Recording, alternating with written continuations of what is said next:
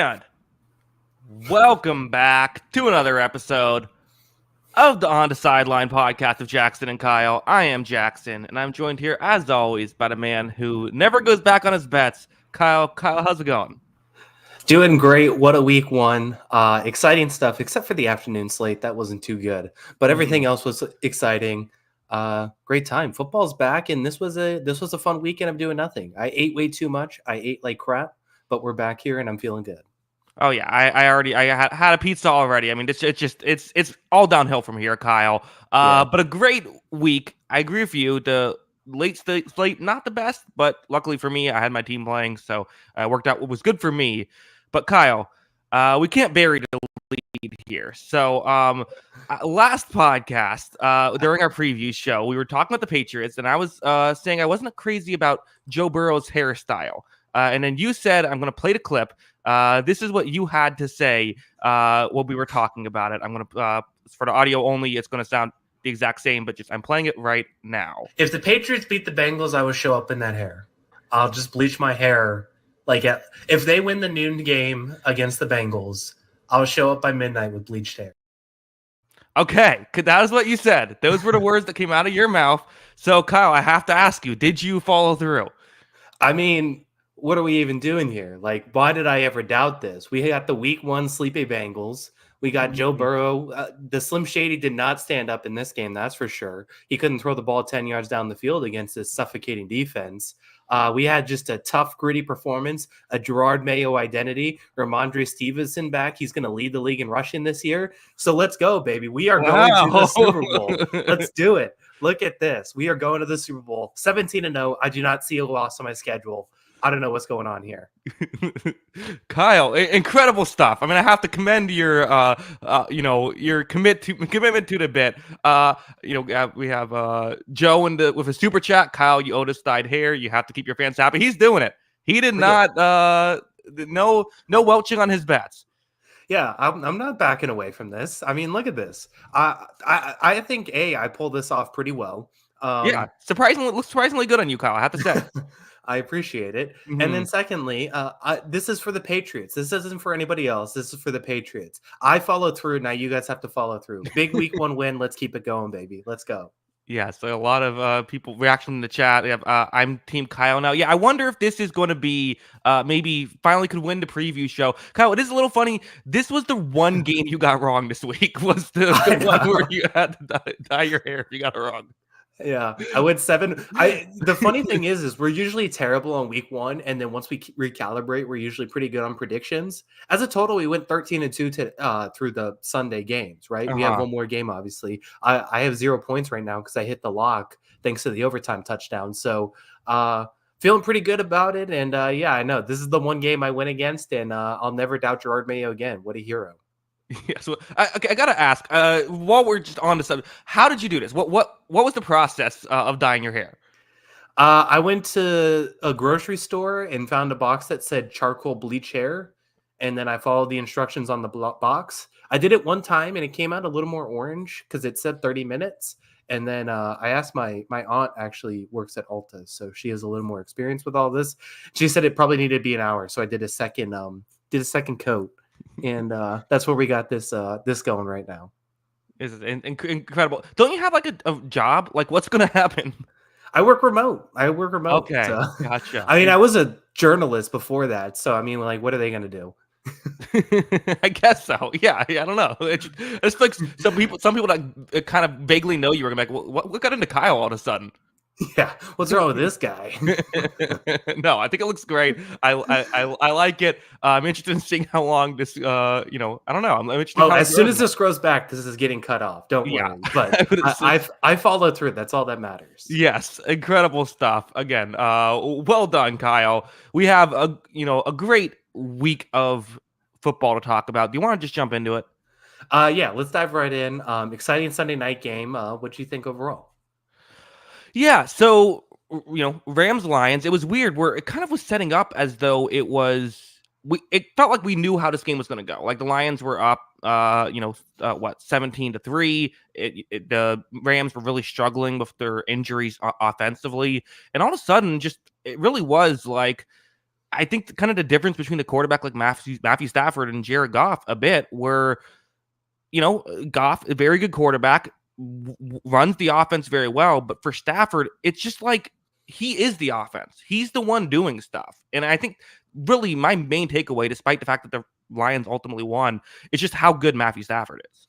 Stafford was incredible in this game. Yeah, Unfortunately, the thing is he made one mistake, and that one mistake was huge yeah. because I mean, points on that drive.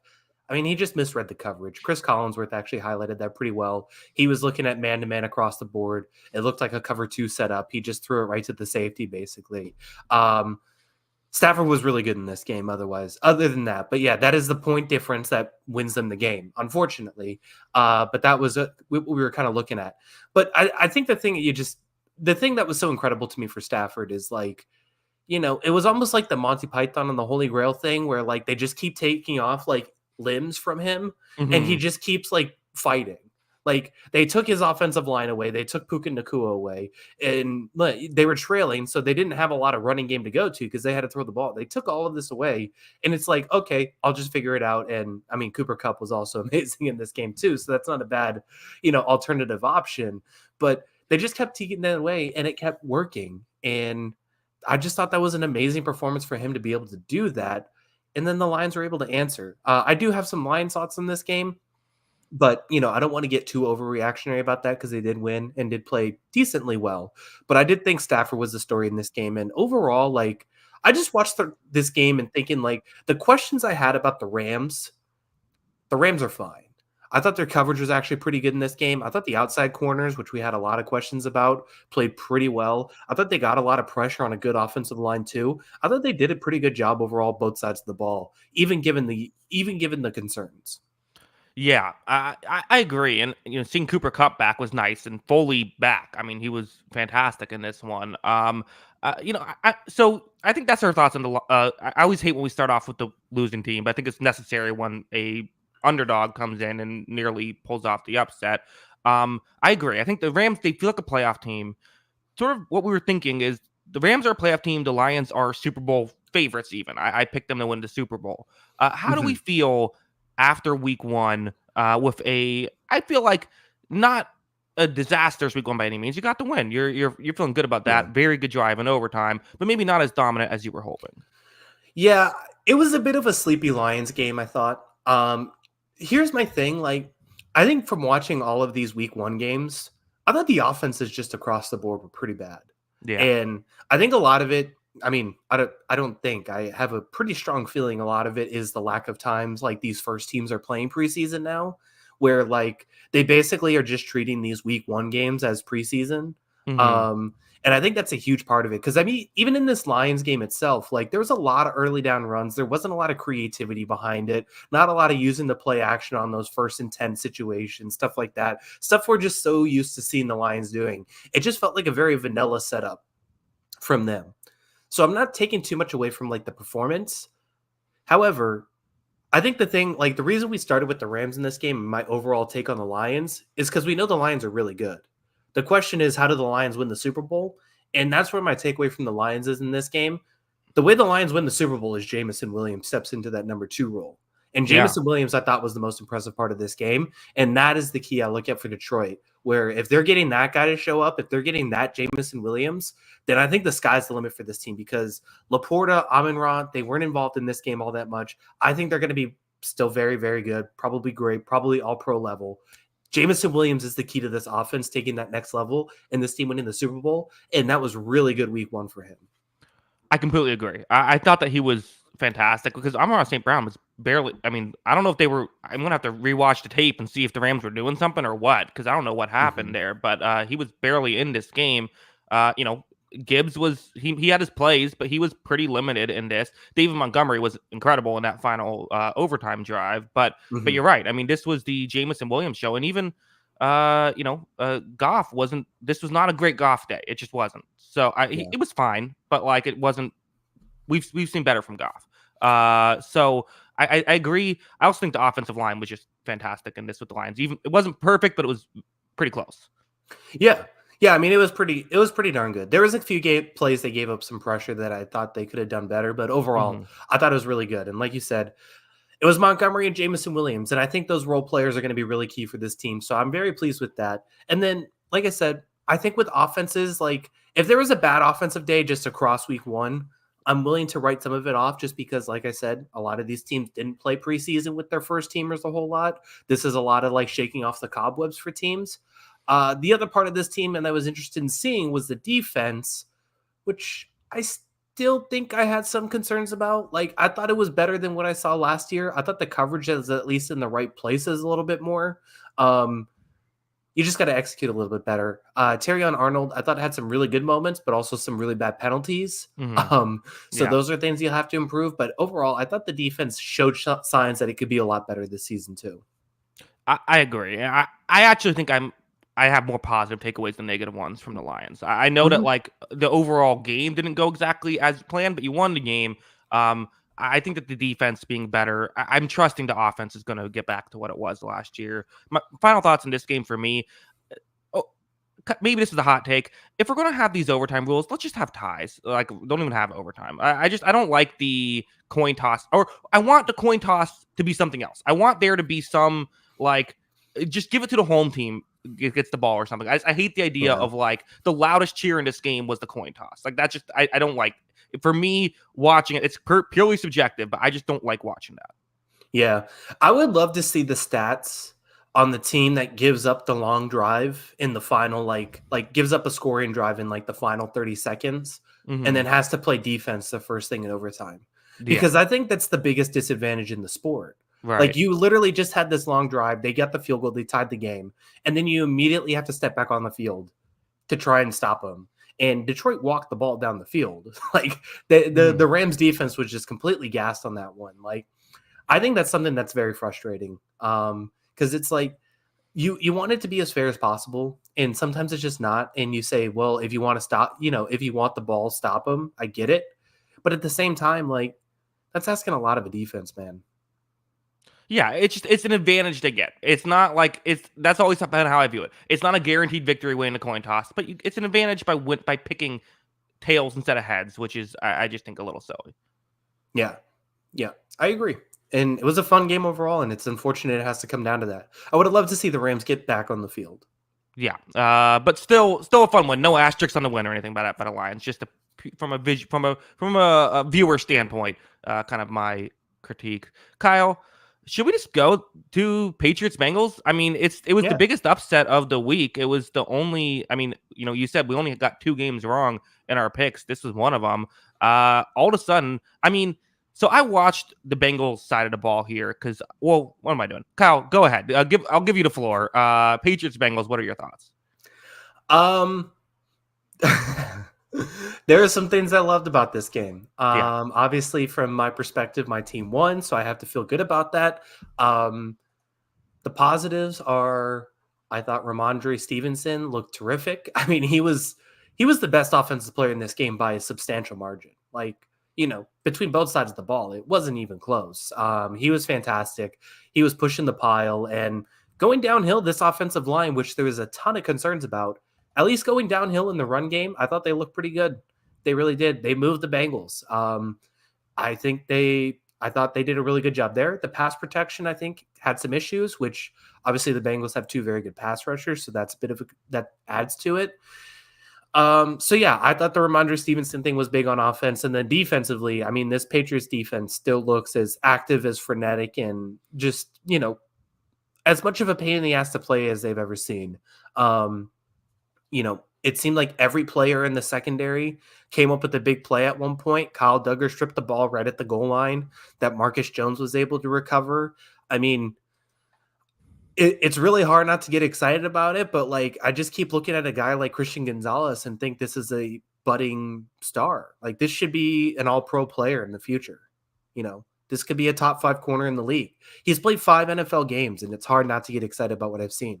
He's played in those 5 games. He's played Tyreek Hill, CeeDee Lamb, and Jamar Chase, and basically come out on top in all 3 of those games.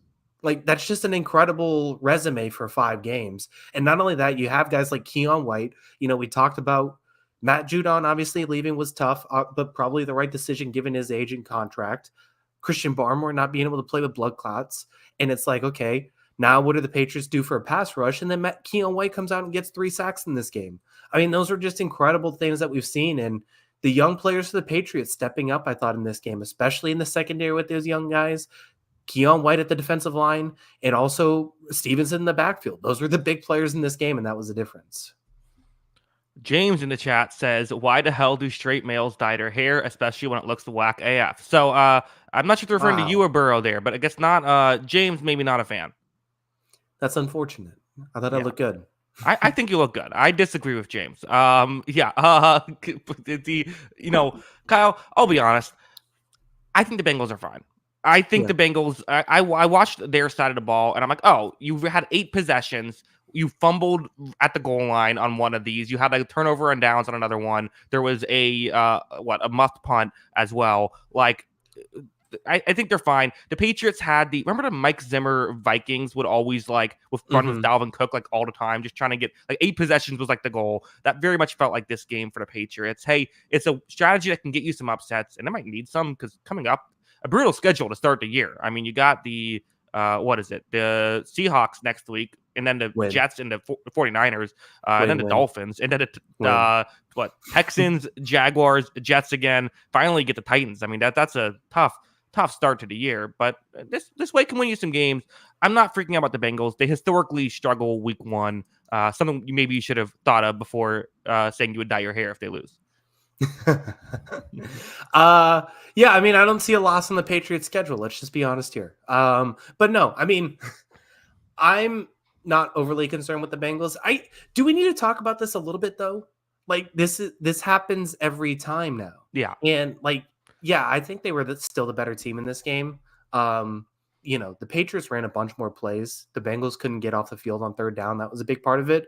But game script wise, I mean, you were still under 5 yards per play in this game. And I think the biggest thing I have a concern about is there was all this talk about Joe Burrow not wanting to throw the ball down the field in training camp. That his wrist, it still isn't 100%. I don't think he threw the ball down the field in the first 3 quarters in this game. They had no ability to stretch the field. Now, granted, I think the secondary for New England also played a big part in that because it is very good, but they had Chase on Christian Gonzalez for a lot of this game. He had 3 catches on Christian Gonzalez. I mean, there's just a lot that it feels like is frustrating for the Bengals for these early season games. And we spent all this offseason talking about how good the AFC is, how difficult this is going to be. I know some of these teams lost, but it's you can't keep throwing away weeks. And when this conference is so competitive, there are 7 teams that are going to make the playoffs. There are going to be very, very good teams that aren't making the playoffs in the AFC. And if Cincinnati loses by a game and doesn't make the playoffs, is Zach Taylor fired? What? At some point, it has to be unacceptable to not have your team ready for week 1, right? Yeah, and it's going to be something we talk about a lot, I think, is the preseason factor of teams not playing in the preseason and how much that matters. But I agree. I mean, it should not be an issue. I think the thing, though, is we just know it is an issue with the Bengals, so I'm willing to give them I'm willing to not fully sell the farm just yet. But you're right. I mean, this is a game that could come back. I predicted they would miss the playoffs this year, mostly because I think the AFC is strong. This game could matter. Yeah, and it's not like one of these other teams that we saw this week playing a competitive game and losing against a good team. I mean, let's just be honest. I'm excited about the win. Don't get me wrong, but this is still probably on talent the worst team in the league. The Patriots could not get a downfield pass to save their life in this game. They had 2 plays over 10 yards in the passing game. And that's basically what it's going to be all year. Their leading receivers were Tyquan Thornton and Austin Hooper. Austin Hooper, leading receiver, 2 catches, 31 yards. Yeah, I mean, this is probably the worst offense in the league, and you couldn't outscore it. It's one thing to lose a competitive game because you're a little rusty in the first game of the season. It's another thing to lose to a team that's probably looking at the number 1 pick in the draft more so than a playoff spot. Yeah, it was a tough one. Not the worst loss this week, but definitely I think the worst loss might come to to you, Kyle, with what ended up being a win, but the not the worst loss in the NFL. Let's move on, why don't we? Because we're 20 minutes in. We've only gone over 2 games. We're gonna, first week, Kyle. These ones always take a while. Yeah, there's a lot to talk about. Not trying to get too overreactionary. I think that's the most overreactionary I'm going to get this one.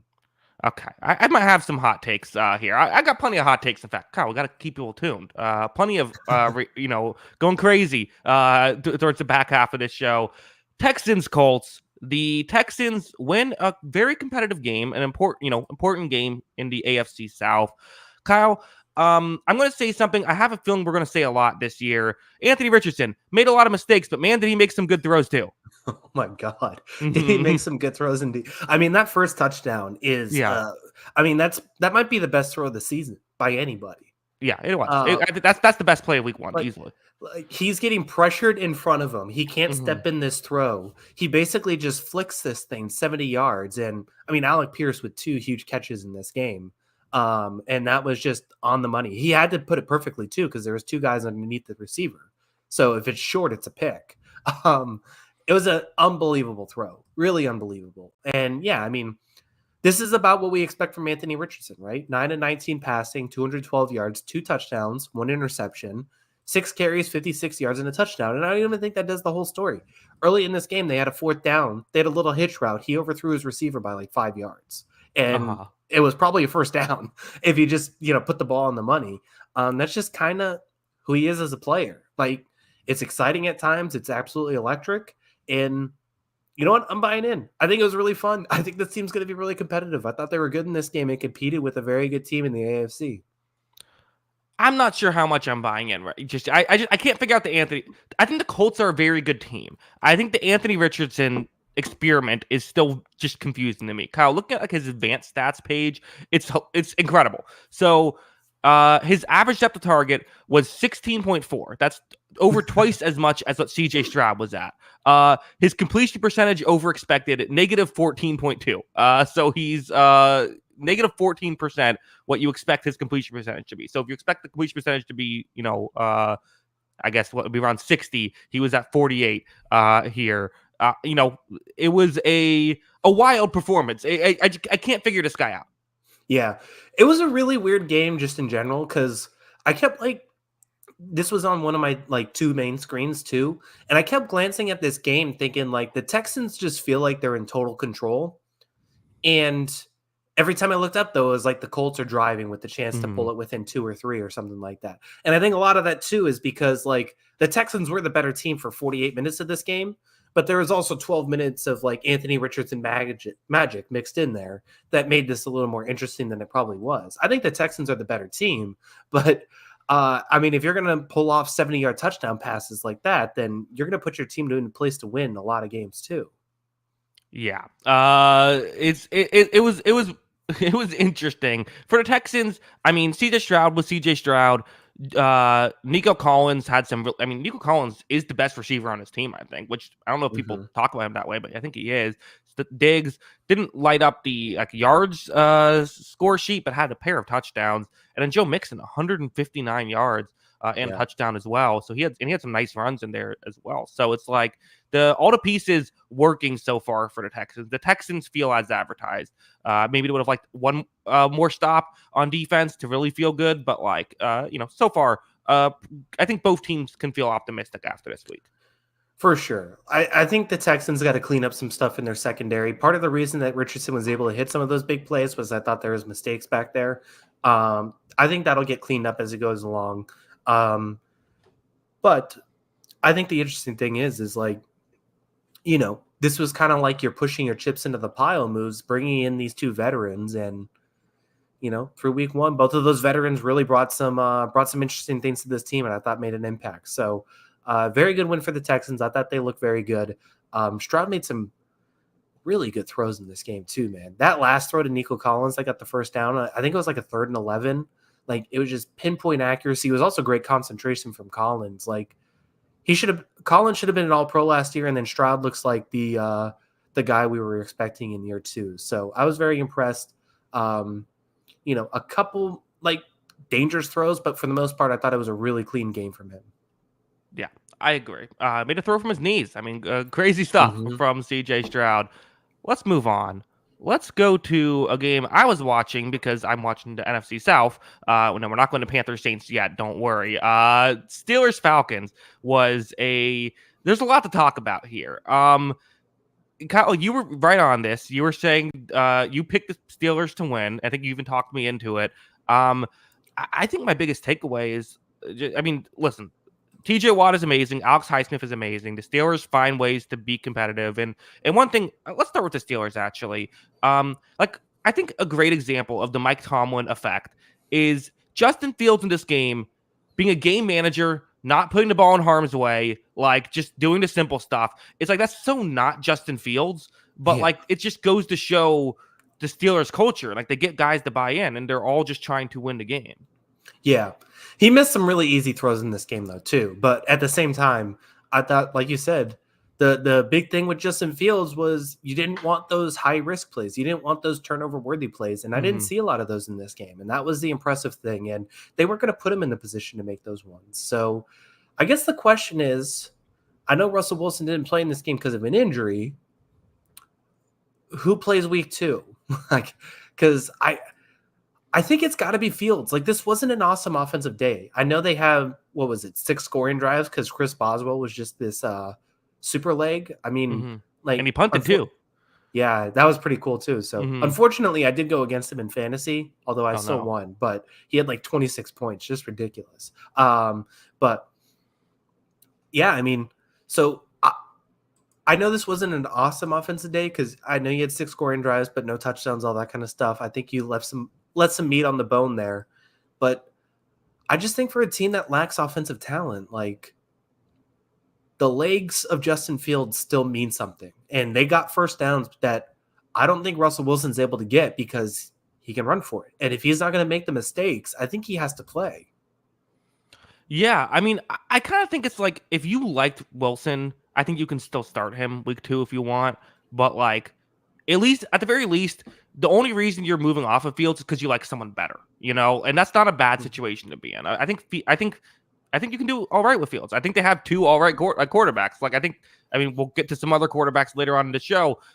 Fields was by far and away not the worst quarterback this week. He wasn't the worst quarterback in this game, Kyle.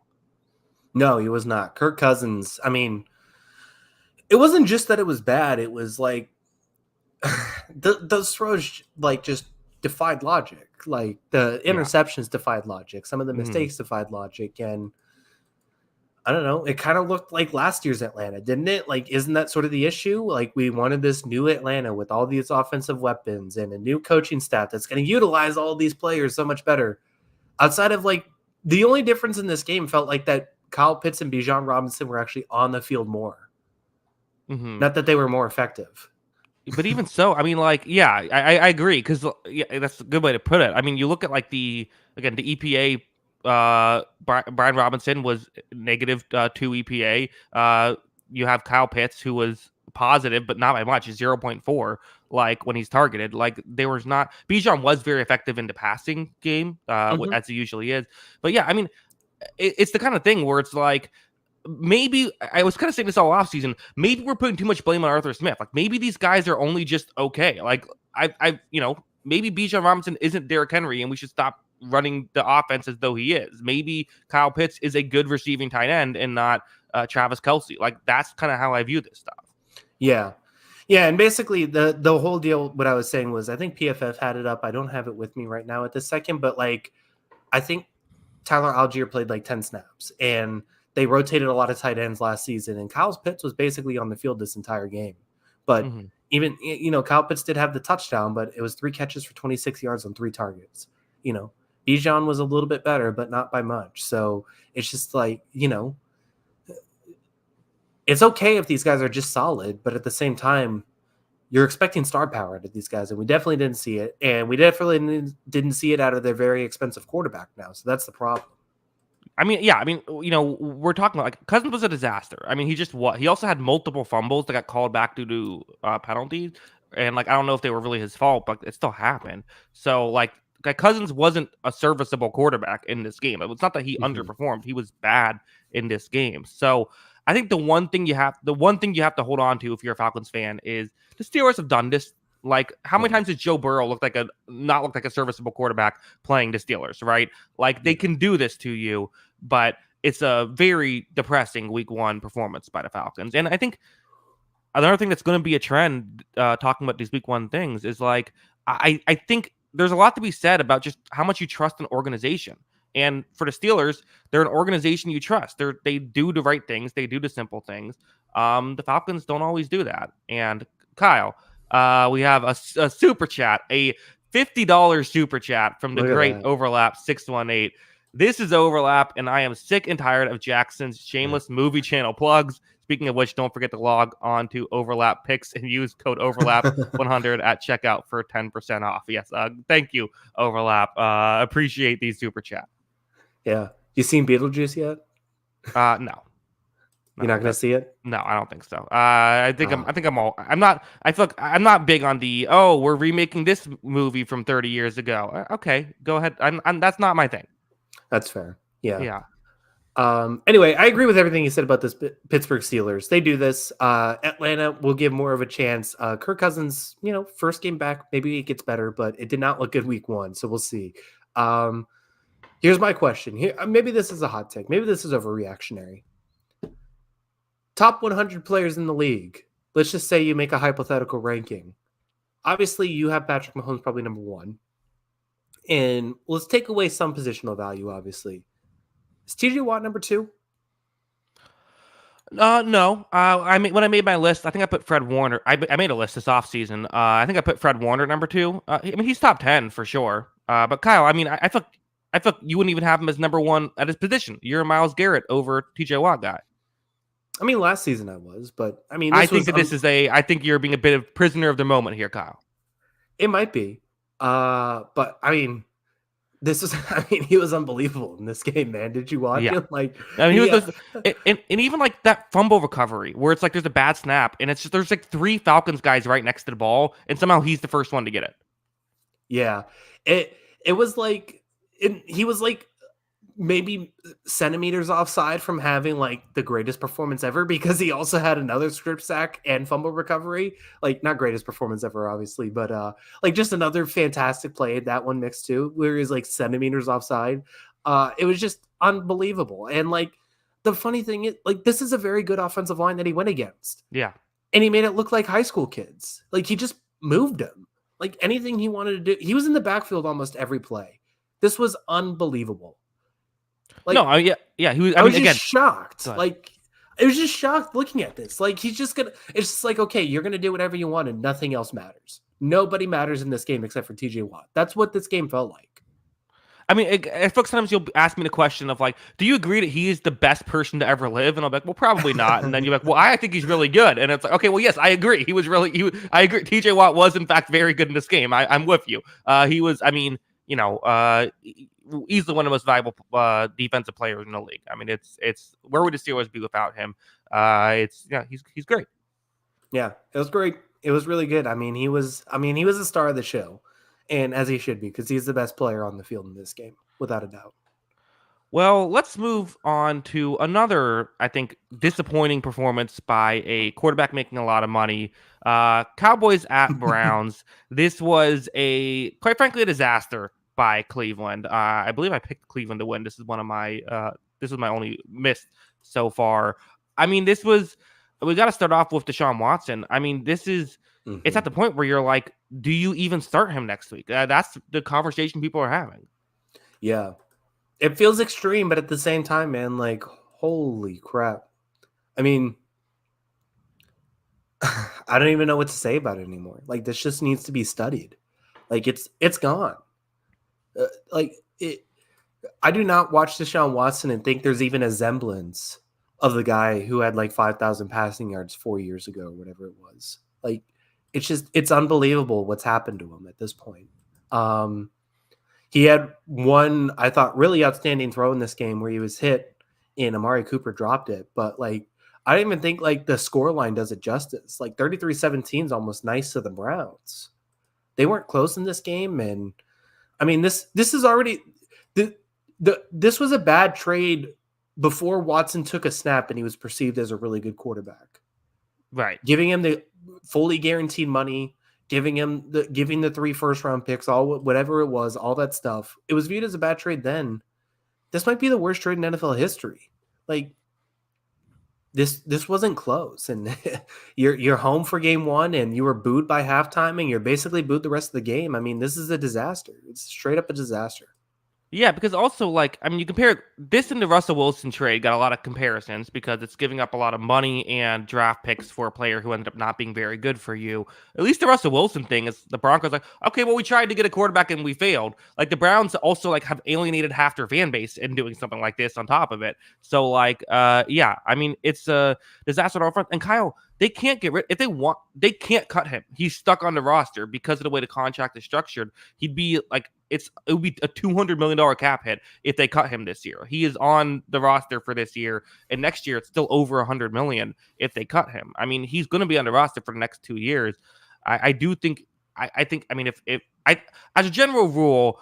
I think you should probably go into the season saying no matter how bad week one goes, we're going to stick with our starter in week two.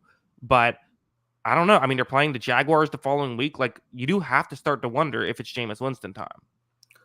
Yeah, I mean, it's going to come up sooner or later, right? If it continues to look like this, it's definitely going to come up. I don't know.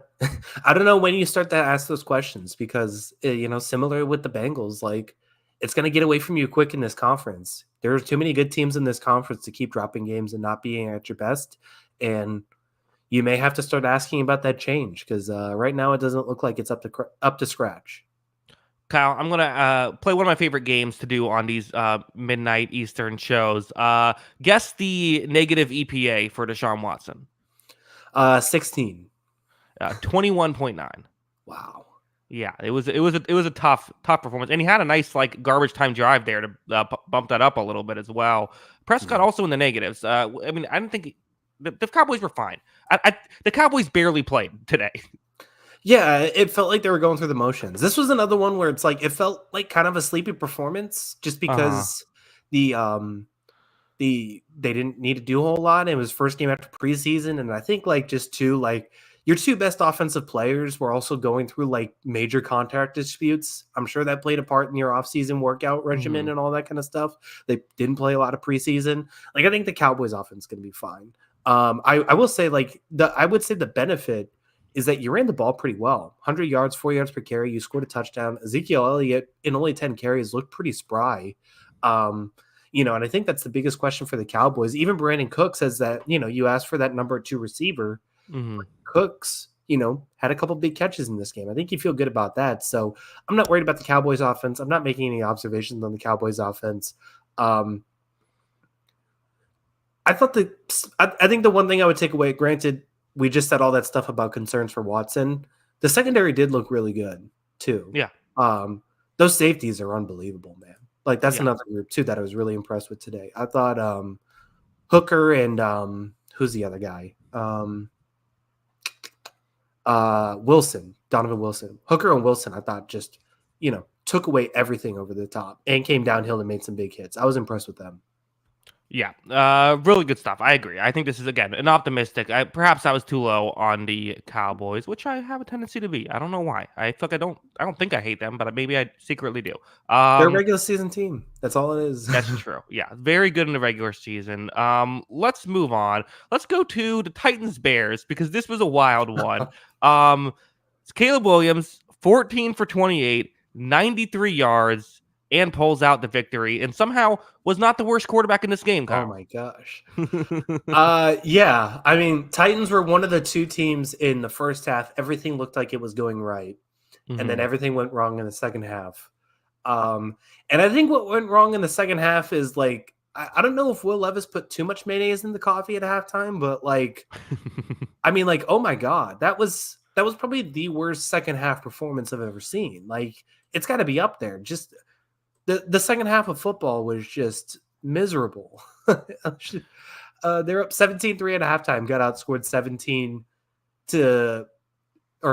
they got outscored 21-0, and there was not an offensive touchdown. I mean, that we can even talk about performance, whatever. That one play of him, like you're whatever it is, feel however you want. You're fine. You're up a point. The Bears aren't getting anything going. It's 3rd and 6, and he just flips it to a defender for a pick six.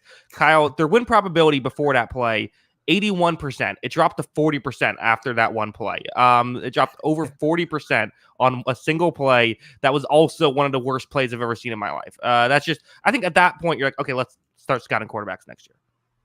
Yeah. It was tough. Yeah, It was tough. it was tough. I mean, yeah.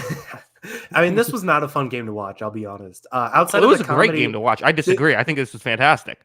this was a really good red zone game for me because just the hilarity of seeing these Will Yeah. Levis plays happens, that was the best part. But like it opened up second half 17-3 Titans. It was punt block for a touchdown, punt, field goal for the Bears. That was probably Caleb's best drive of the game, 11 play, 44 yards. Then fumble. Another one where Will Levis got hit in the backfield.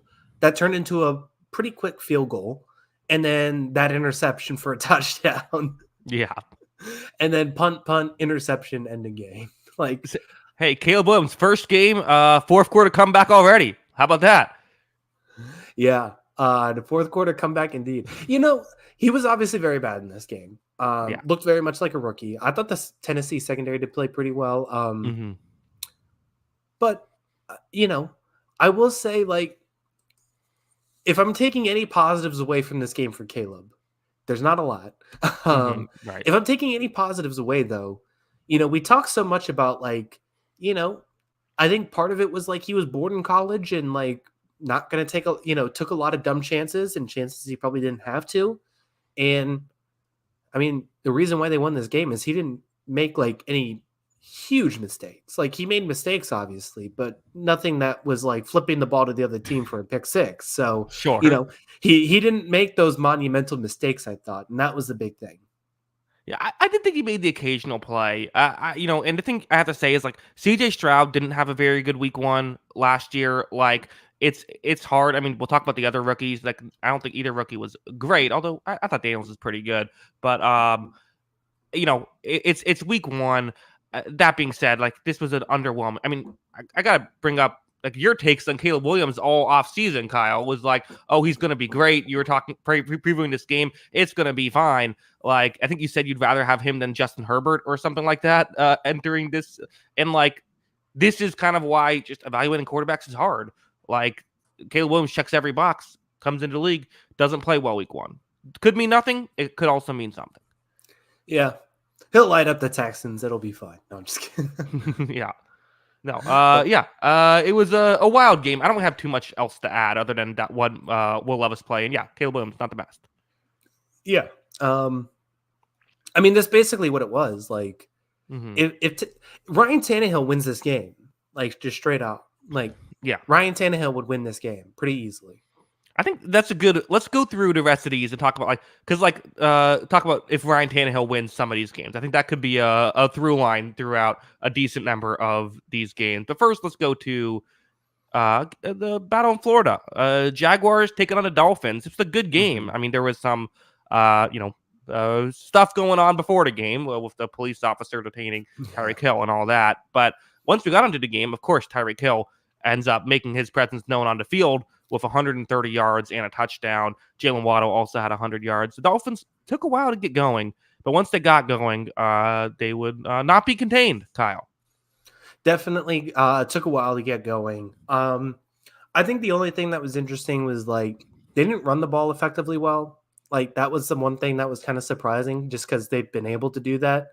And maybe we just take a look at this Jacksonville defensive line that, they've added some pieces. Trayvon Walker, 2 sacks. Yeah, there you go. I actually thought he played pretty well. I thought Armstead played pretty well too. So you look at those guys, and if they're going to play this well, then this could be a really dangerous defensive line. So maybe that's part of it. And then the other part of it was that once the Dolphins got going, it's just special to watch at times. Like, the Tyreek Hill plays were just astounding. The 80-yard touchdown, it didn't look like he had the angle to get past everybody, and he just continues to do that. There's another play, too, where he caught the ball on the sideline, and someone was wrapped up around his leg, and he was just standing there, so you thought, like, he can't get any more yards. The guy's got his leg wrapped up. He's going to trip him and fall. And he was just standing there and waiting, and then everyone ran towards him. He's like, okay, I'm going to take my leg out now and just get a first down. And it was just like, this guy's just – he's so creative. He's so shifty, and it's it's an impossible task almost if you don't have Christian Gonzalez, the greatest corner of all time. He just beats everybody else. Eventually, he's going to beat you, and you just have to accept it. Yeah, I completely agree. I once thought T-Law was going to be the next Peyton Manning. Someone else says, not your fault. The media loved him. I thought Lawrence is pretty good in this game. Am I crazy? Am I the wrong one here, Kyle? Like, I feel like I don't like his offensive line is atrocious. He's throwing to Gabe Davis and Brian Thomas Jr. as like his number 1 and 2 option. Like, I know he's not. I get it. He's getting paid big money. He's not maybe being that guy, but like, I feel like there's bigger issues here for Jacksonville. Not to mention, if Travis Etienne doesn't fumble that football, we're not even talking about this. Like, the Jaguars walk away with this one. Yeah, I mean, that's the biggest thing is like he has to hang on to that ball. And then like they also had the 4th and 1 where like you've got to get that too. I mean, there's just a few plays like that it's like those were the difference in this game. Like I didn't think it was overly bad. Like he was fine. He was pretty good. But at the same time, like he also got shut out. So, I mean, I know the ETN thing plays a big part in this game. You got shut out in the second half, though. That wasn't great. And I know a lot of it wasn't his fault, but also he's going to get the blame for it because he's the quarterback. That's my argument is that like we shouldn't just always blame the quarterback when the offense plays poorly. My point is that I think if Tua and Lawrence are flipped on different teams, I don't know if the result is that different. But like, I mean, I just think that there's a huge talent disparity here. I agree with you 100%. I hate talking football with people because of this. I don't talk football with people anymore because this is just annoying. Okay, you at least talk football with one person. Yeah, I talk here and, occasionally with people I respect the opinions of because this is why I hate talking football with people though. The entire game guy on the right looks like Joe Burrow. Yeah, a comment said guy on the right looks like Joe Burrow. Well, Kyle, what a compliment. I know. Look at me, Joey Burr. But look, I mean, like getting off topic here. This is why I hate talking football with people, though. Like, this is annoying. I hate this conversation. I hate that we have to have this conversation because there is no longer nuance to the conversation. It's all first take, hot takey BS. A quarterback can play well and an offense can be good, can be bad. Those two things are not mutually exclusive. The entire game is not written down. As much as people want to make it written down to one player, a quarterback is not the entire NFL team. And I just hate having these conversations where I have to explain why a 52-man roster, a quarterback doesn't drive everything. Why, although Justin Herbert played bad last year, Justin Herbert isn't always bad because the Chargers lose. This is the same thing for Trevor Lawrence when Trevor Lawrence was playing hurt last season and Trevor Lawrence this game. Like, I just hate these conversations. Like, I almost don't even want to talk quarterbacks anymore. Quarterbacks are annoying. I hate this. Like, I hate talking with these people.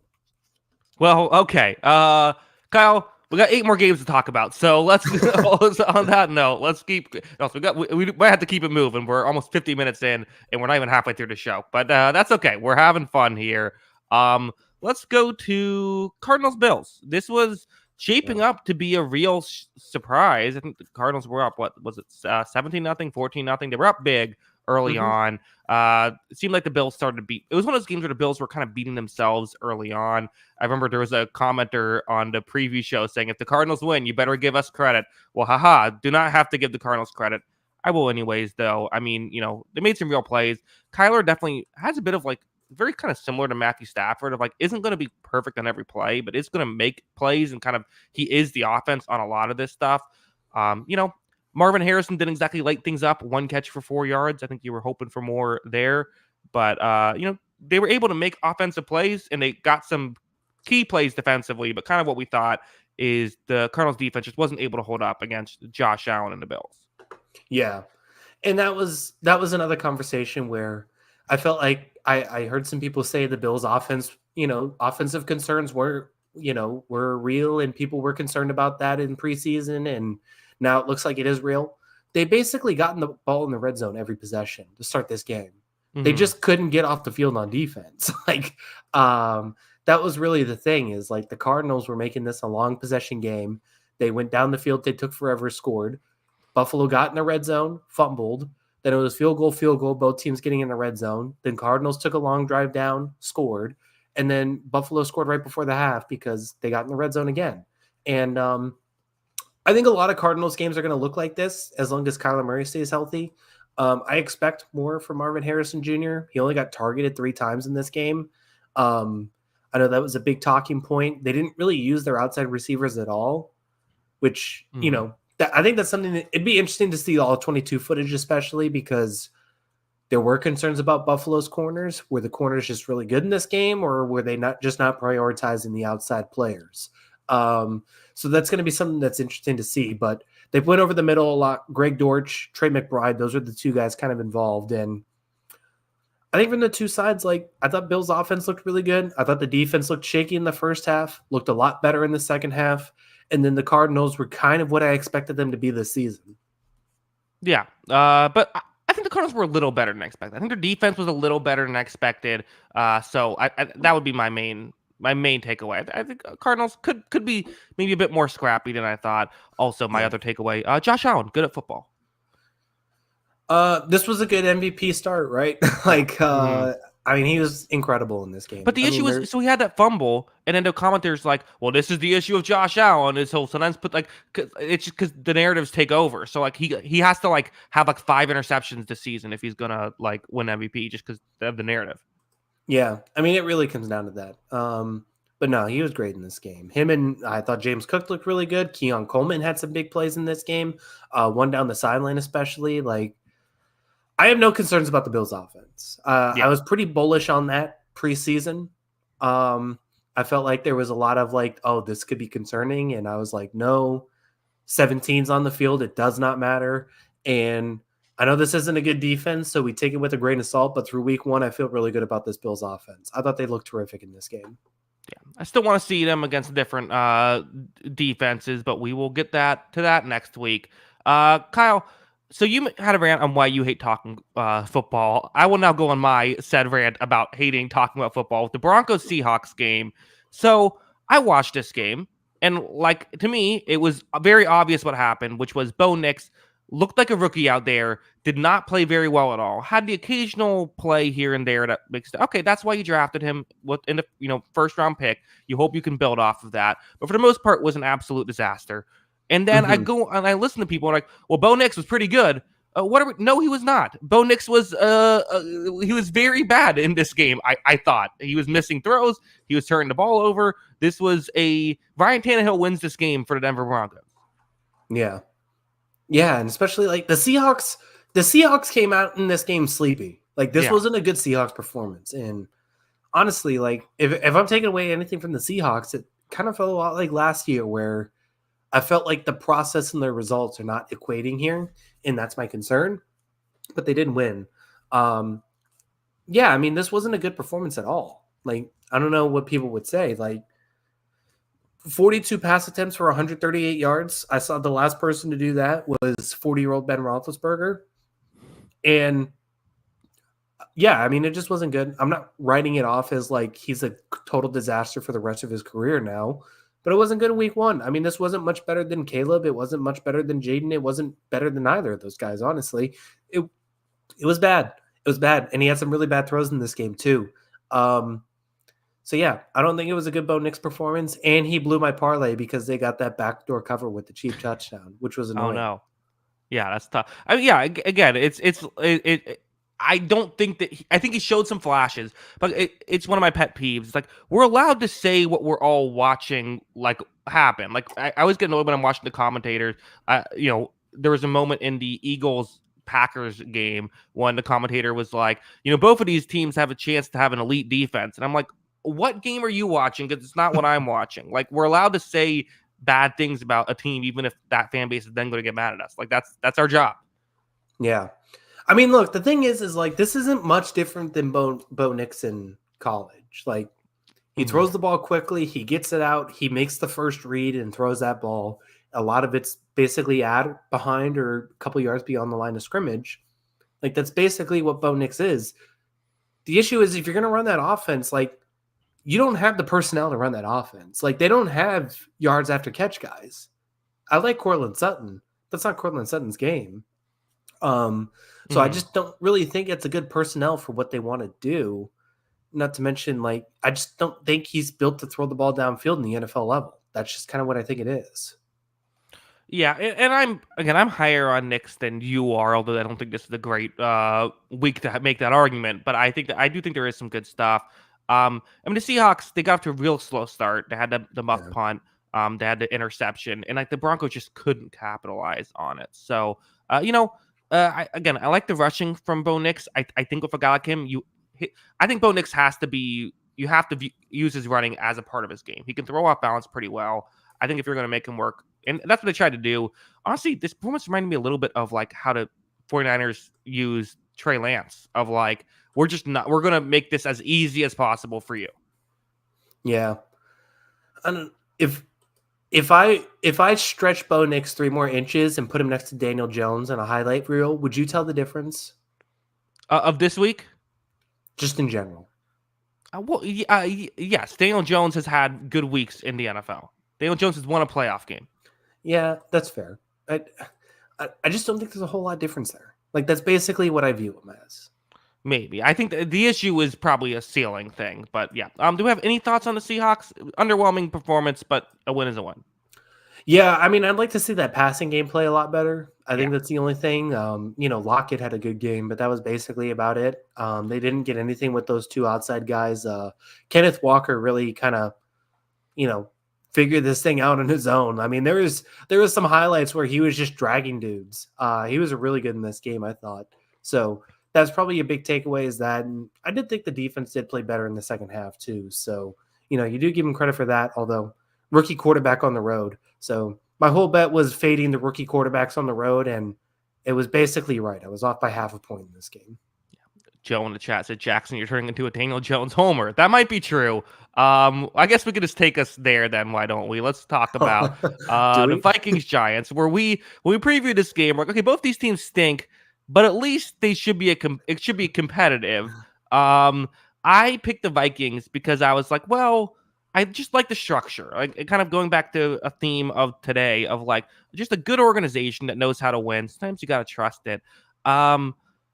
What the hell happened here? I mean, this was this is maybe the worst loss of all time. I mean, this is like up there with, I guess, I think the Giants when they had their back-to-back quarterback sneak game. Like, I mean, this is Daniel Jones under 5 yards per attempt, no touchdowns, 2 interceptions. It was a mess. Malik Neighbors had made some plays, which is nice, I guess. At least your first round wide receiver this time doesn't completely stink. Sam Darnold, what like connecting like 13 straight passes in a row at one point. Like Sam Darnold looked legitimately good in this game, and he isn't. Kyle, I mean, what? How does this happen? How did the Giants keep doing this? Oh my gosh! At some point, they should start being good. At some point, Yeah. you would just think they would have a good game or two. There are 2 teams that I watched this week, and I said just cancel the season. I don't need to see this team. We don't need to talk about this team the rest of the year. Granted, I did not have high expectations for the Giants defense this season. I did not think it was a very particularly strong unit. You were not saying it has a chance to be an elite unit this year. No, I did not think it had a chance to be an elite unit. But holy crap, that was terrible. That was just awful, awful defense. Like, I couldn't believe how awful the defense was. Yeah, I don't know. Like, I don't think good job, Sam Darnold. I can't really say anything else. I don't really believe it's going to happen again, but like, I guess he was really good in this game. The Giants were horrible in this game. The defense was awful. The offense was awful. We heard all offseason about, oh, they're going to stretch the field now. They have all this speed at receiver. They have guys like Neighbors, Wan'Dale Robinson. They have Jalen Hyatt. They're going to push the ball downfield. I don't think I saw one ball pushed downfield. There was not one attempt to push the ball downfield. Malik Neighbors was pretty awesome in this game, honestly, given the circumstances that, like, this was just bad. Like, it was bad across the board. Like, just cancel the season, honestly. That's what I watched this team and thought. Yeah, I can't disagree in any way. couple of fun stats. I think first off, so Dexter Lawrence, the very good Dexter Lawrence, who poor Dexter Lawrence has to play for the Giants, had a sack in this game. So a down game for him, right? With only one. Kyle, how many sacks did the rest of this, this new look, very good defensive line to spend all this resources on? How many sacks combined, other than Dexter Lawrence, did they have? Probably 0. Yeah, 0 is the correct number. No, Brian Burns, I think, had like a pressure. I was gonna say, what was the pressure rate for any of these guys? Because he didn't. I mean, Sam Darnold might as well have just like not thrown his uniform in the washer after this game. I don't think he had to sweat at all. Yeah. Kyle, so Deshaun Watson was at 21.9, negative 21.9 EPA. What is your guess for Daniel Jones? Was it better or worse than Watson? It's got to be worse. It's got to be. Yeah, negative 22.8 for Daniel Jones. To be fair, I mean, the Van Ginkel interception's kind of unfortunate, but it also looks very funny in the meantime because it looks like he just throws it straight into his armpit, and then Van Ginkel takes it for a touchdown. Yeah. Like, oh my gosh. That was hilarious. And they really hyped this game too. They're like, retro uniforms, retro logo. The Giants are back in the building, baby. We're going for it. And oh my gosh, that was I feel bad for Giants fans. Like that was brutal. That was tough. It was a tough one. Kyle, does this game change anything you feel about the Vikings? They won in dominant fashion, 28-6. Do you care? I want to see more, obviously. Like yeah. the thing is like there's a framework for a pretty competitive team here. Like this team wasn't a disaster last year, right? And they didn't have quarterbacks basically the entire season. You know, I think Kirk Cousins, what did Kirk Cousins play? Like 5 games? I think it ended up in 8 games, actually. I think he played 8. Yeah, so I mean, outside of that, like they didn't play a lot, and you know, it wouldn't be crazy to say that like Justin Jefferson and Jordan Addison can make this offense competitive. And Aaron Jones had some moments too. I thought he had a good day, and you know, this defense was good last season, and you know, I need to see more against like a real NFL team. But like I don't think it's a framework for a bad football team. Like if this team's hovering around 7 to 9 wins, I don't think I'd be shocked. Yeah, I hear you. I do think there is some hope. Again, it kind of goes back to if you have just a good, well-run organization, there is something to a winning culture. I think we saw it with Minnesota. Let's move on. Let's go to my team. Getting to this late into the show, it was a very fun game for me. Kyle, I won't have you guess the total EPA, but Baker Mayfield, 24.8 total EPA, positive EPA, obviously. Yeah. Very good performance by him. Also, not the best defense. Another gripe I have with talking football, Kyle, I make my video about the Buccaneers win, as I always do after every Buccaneers game. I think the title was like, Baker played great. I'm like, Baker was fantastic. What a great job. You know, the defense sucks for Washington, but still very good. I get a comment, like with some likes, like, why are you giving all these backhanded compliments to Baker Mayfield? Clearly you hate him. Like, what can I do? Like, what do I, like, no matter what I said, the title was named Baker was great. Baker is one of my favorite players. Like, I can't hate everybody. Yeah. No, he was terrific in this game. I don't know. Like, you have to be like, this is the greatest quarterback of all time. Just start saying like the absurd stuff that I say. Just start saying that all the time. That's how you get all the credit. Yeah. I mean, he was terrific in this game. It's another one that I was not expecting a lot from this defense, but holy crap, it was bad. But that being said, I also think I think people were sleeping on Tampa this year. I'll be honest. Like, I think them in Atlanta is still going to be pretty competitive, but like, I think this team wanted to shred its stuff a little bit. Like, this is a team that made the playoffs, won a playoff game last year, won the division. It wasn't like, sad winning the division either. I think they won 10 games last year. And so, like, I think they wanted to come out a little bit and show themselves. And, I mean, they checked a lot of boxes for me. Mike Evans, Chris Godwin, they were both awesome. Rashad White catching the ball out of the backfield. Bucky Irving with some flashes. Baker Mayfield, I don't think made a mistake in this game. And the defense, I thought, played well, too. Like, Jaden Daniels was fine. I think a lot of the numbers that you look at, if you watch Jaden Daniels box score or garbage time, because this was, I mean, what was the score of this game? It was like 30-7 at one point, wasn't it? Well, it was 37-14, and then the Commanders had a drive at the end to make it a 17-point game. But yeah, I mean, I thought Daniels played well. I think that the numbers are kind of odd. The passing game never really worked, and he did have a potential 70-yard touchdown to McLaurin that he missed. The rushing was really good, though. I mean, we talked about previewing it. You're going to get a lot of blitzes. Daniels was able to basically rush out of almost all of them. Yeah. Yeah, and he was really good there. So he had 16 carries for 88 yards. I guess the one thing you talk about, like, you as good as he is running the ball, you probably don't want him running the ball 16 times, right? Yeah, right. Like, and he also took 2 sacks and got hit a couple times too. Like, you probably still don't want him taking that many hits. But he has that in his arsenal, and I think that's something you could go to for sure. So I thought he was fine. Like I said, I do think a lot of it was a lot more garbage time than probably what the numbers would suggest. But best rookie quarterback by far, I think, this week. That's fair, right?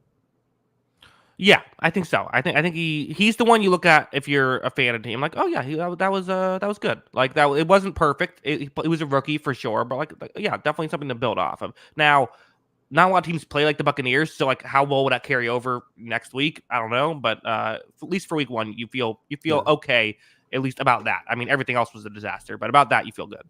Yeah. What do you think of the pass rush for your team? I mean, I know that was kind of the big question this season. What do you think of that? And then I saw Zion McCollum got hurt. What do you think of the secondary too?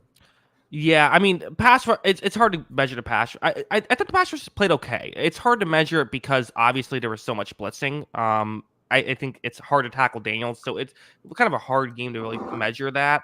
Joe Tryon-Shoyinka did have a really good kind of immediate pressure leading to a forced fumble, which was nice. Secondary held up in this game. I'm concerned if it'll hold up in future games with not just Zion McCollum, but 2 other corners got hurt in this game. So I mean, they were playing safeties at the corner position. This was, they need guys to get healthy there. But defense was solid, and I think we got to talk about, if I can just rapid fire some of these offensive weapon stuff real quick. Obviously, Mike Evans, a pair of touchdowns. I mean, that one catch in the end zone was just unbelievable. Chris Godwin looked like, we kind of talked about in the preview, it's like he's kind of been more of like a good number 2 instead of like a good number 1. He looked like a number 1 today. He was fantastic in this one.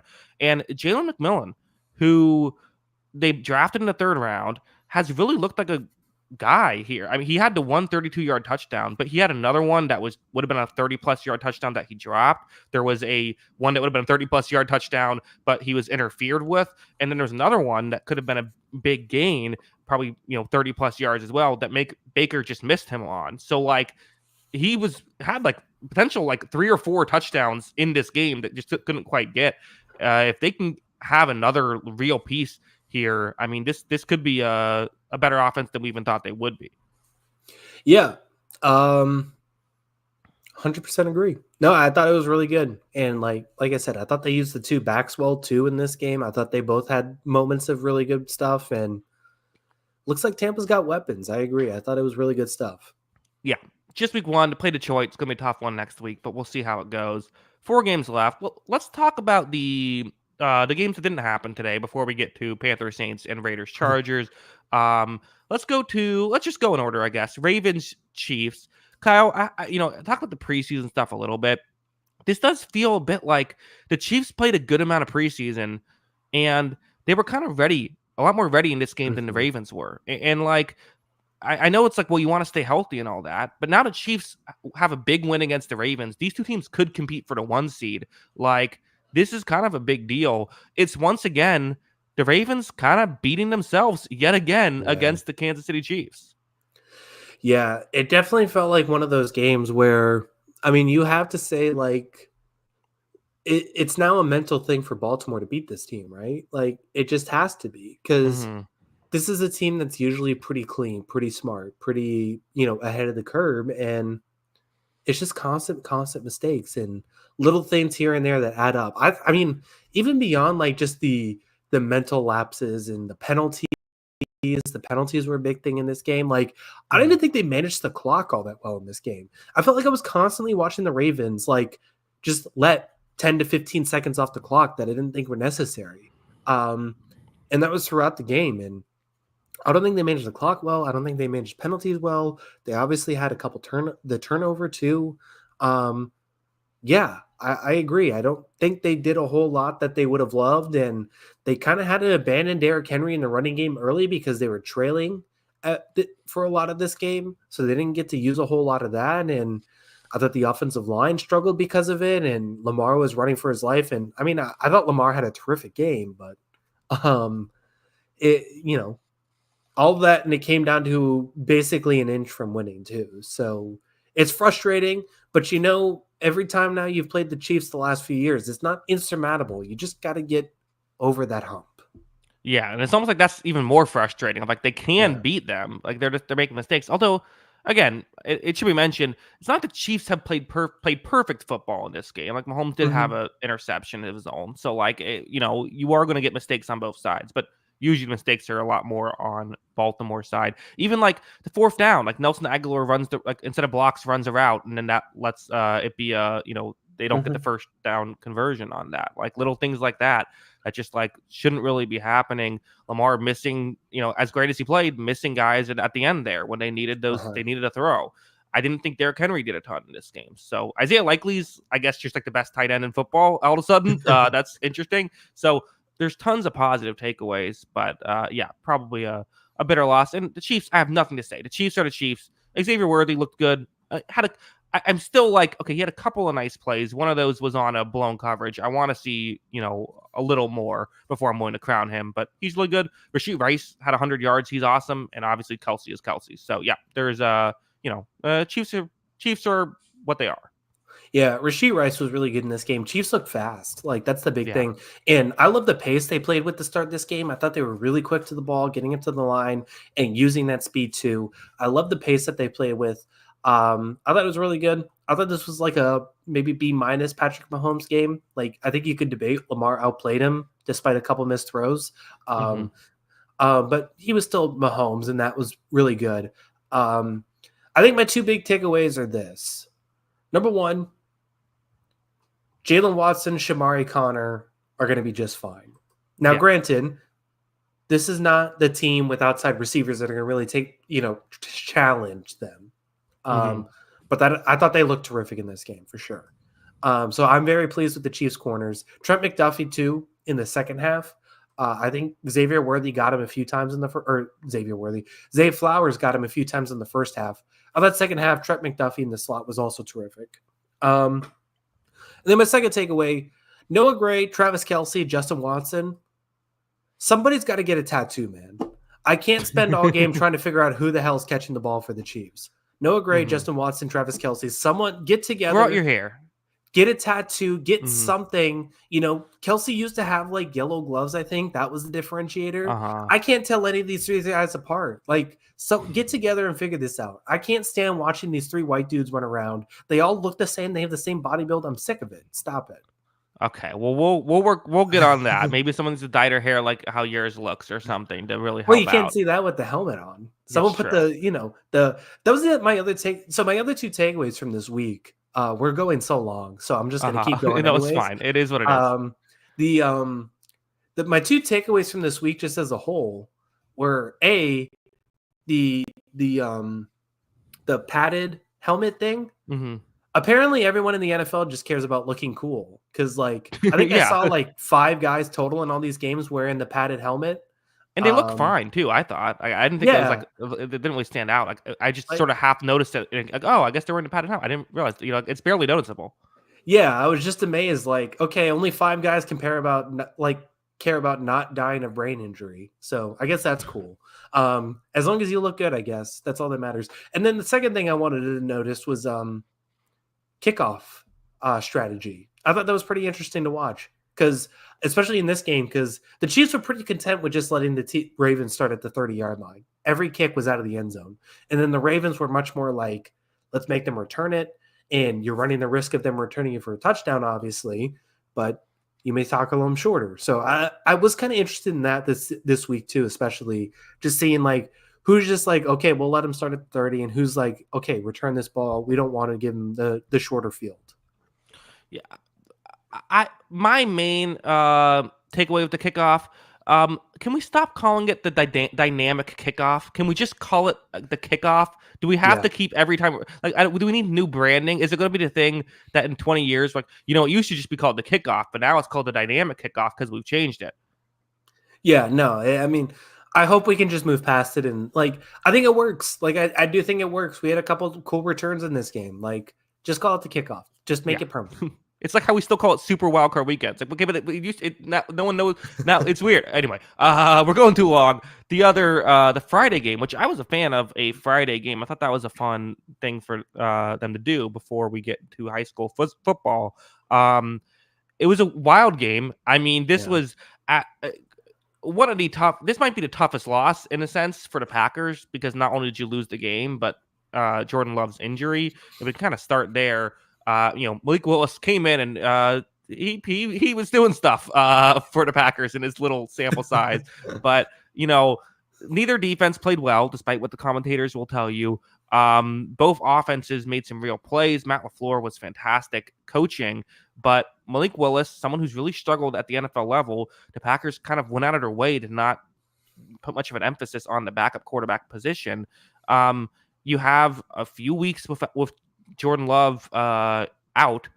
I think the question is, can they survive? Not if Malik Willis is playing. Like, yeah, I mean, I don't know. Like, I just look at their upcoming schedule. Like, depending on how much time he misses, like, let's just say optimistically he misses the next 3 games. Mm-hmm. Like, they're probably still underdogs in 2 of those games. Like, I don't the Colts, Titans, and Vikings. Like, based on what we've seen, I don't see them beating the Colts or Vikings, and then maybe they beat the Titans. But like, it's just not it. I mean, he's not good. Like, it's just he's not suitable for the position. So, yeah, I mean, it's a big problem if you see yourself going down 1-3 before Jordan Love possibly gets back. So that's a tough break. This is also a fantastic game for the people who just care about quarterbacks too, because one of these quarterbacks won, and I don't think either one of them deserved it. Yeah, I mean, for the Eagles, the defense looked a little better. It's still not there. It just isn't, but it looked a little better. AJ Brown was amazing in this, as he usually is, and Jalen Hurts made some plays, but definitely, I mean, both quarterbacks were at, but like, kind of lost into Jordan Love injury is that Love wasn't very good and Jalen Hurts wasn't very good. Someone had to win. Yeah, I mean, Love definitely had those moments that make you scratch your head.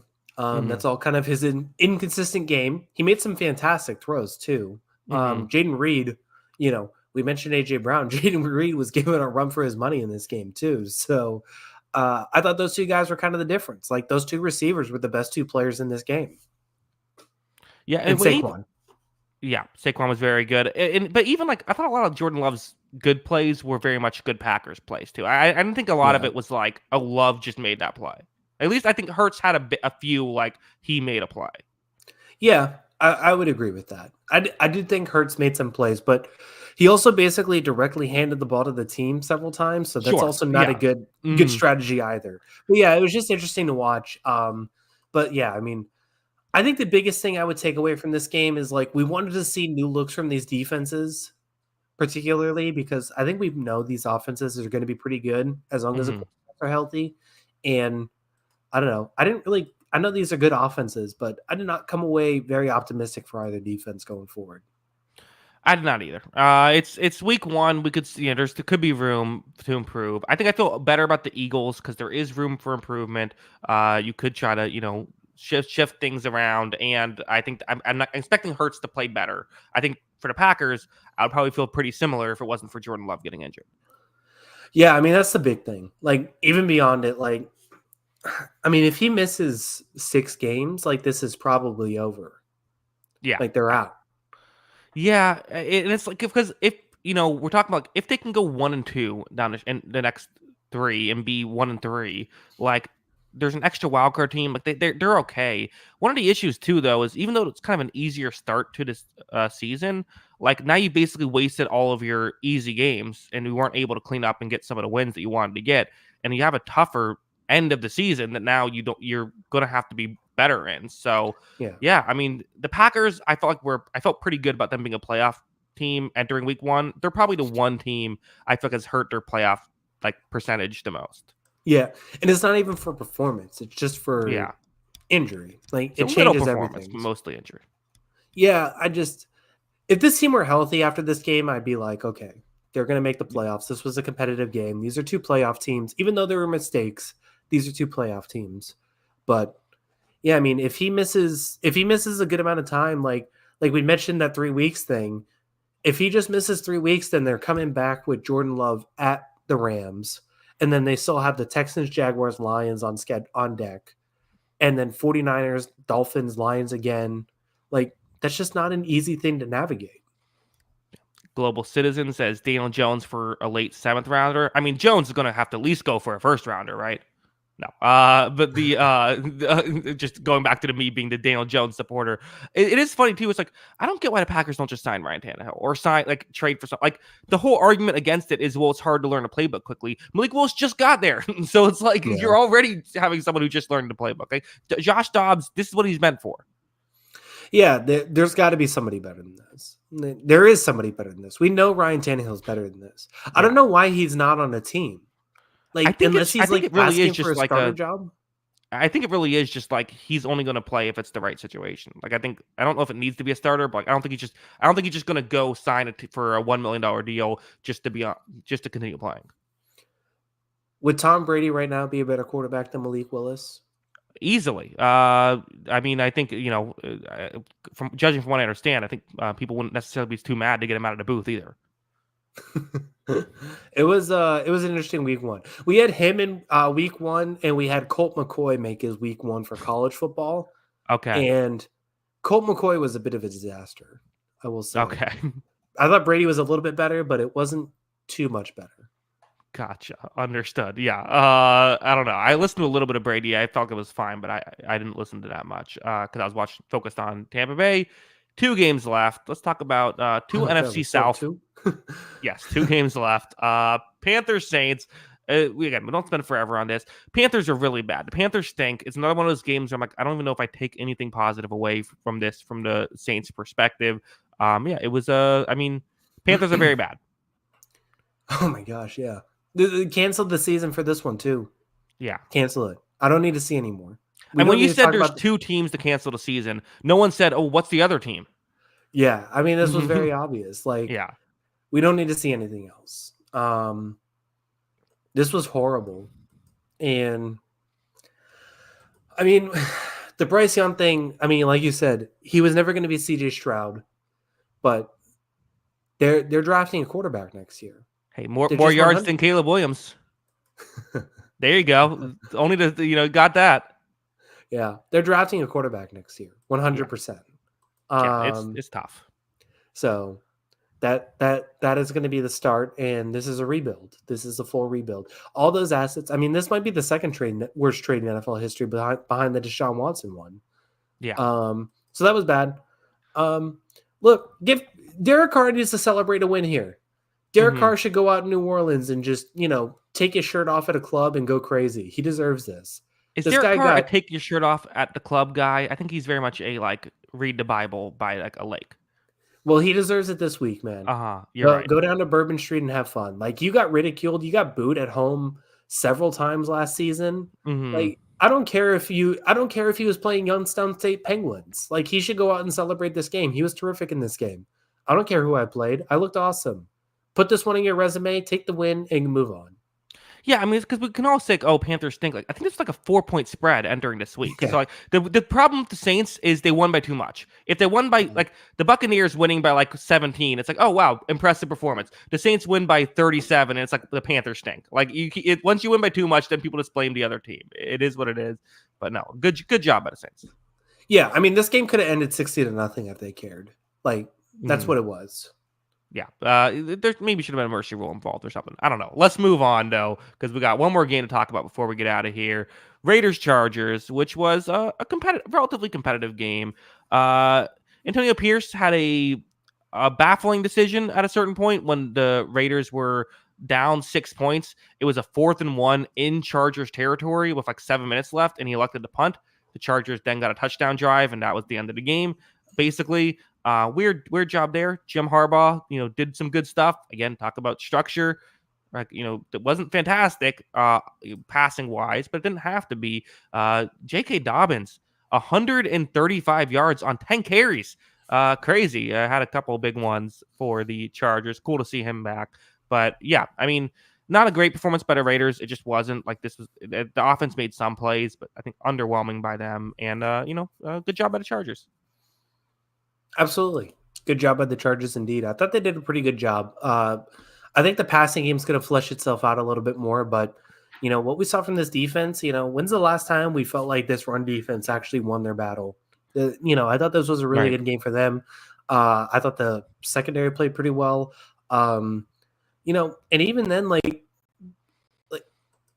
really the difference in this game is like Gardner Minshew just kind of lost it there. Like, yeah, I mean, he did in the second half. Like, he just stopped like making good decisions. Like, that's kind of what it turned into at the end of this one, where the Raiders felt like they had a good chance to win it, and then Minshew made a few really disastrous plays, and that was a difference. Because it didn't feel like a whole lot separating these two teams before that. But as someone who's long been on the J.K. Dobbins bandwagon, felt good to get this win, and feel like we're back. We have all four wheels back on, and the bandwagon's rolling again. I feel good about that one. Yeah. No, it was very good. And like, this is the Jim Harbaugh thing, right? We got to talk about, I mean, he's the story of this, really. Like, everyone's talking about how bad the Chargers are. They come in, just look like a Welsh, this looks like a, I don't know. This looks like a Mike Tomlin team or something. It's just like, they don't have much talent, but everyone's doing their job well and they're winning. Defense grinded this one out. Like I said, with so many young pass catchers, I think it's going to take a few weeks, but I think you say, like, I thought the offensive line actually looked really good for going against a really good defensive line. I thought they did a pretty good job too. So, I think you have to look at this Chargers game and be pretty pleased with what you saw. Like, I mean, I don't want to do full week one overreaction, but maybe this team does compete for a playoff spot this season. We know Justin Herbert can play better than this too. And once they flesh itself out with these young receivers, maybe it could be a dangerous team. And Kyle, look at their schedule coming up. They play the Chargers next week. Okay, They play the Panthers next week, so another 2-0. And then they have out of the 4 games following, they play the Steelers, Broncos, and Cardinals.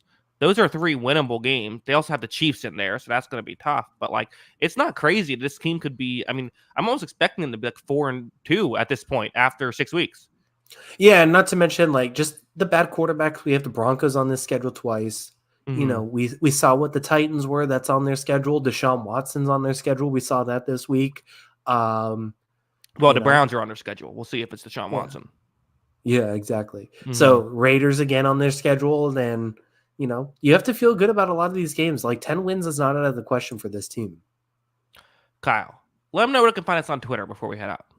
Yeah, make sure to follow us on Twitter. That is at Jackson Kruger. Make sure to follow me at by Kyle Gronin, and make sure to follow the account page at On the Sideline JK. That is at On the Sideline JK. Yes, of course. And if you like to listen to your podcast, we do offer the audio only feed as well. Anywhere you get your podcast, just search On the Sideline Podcast. It should be available there.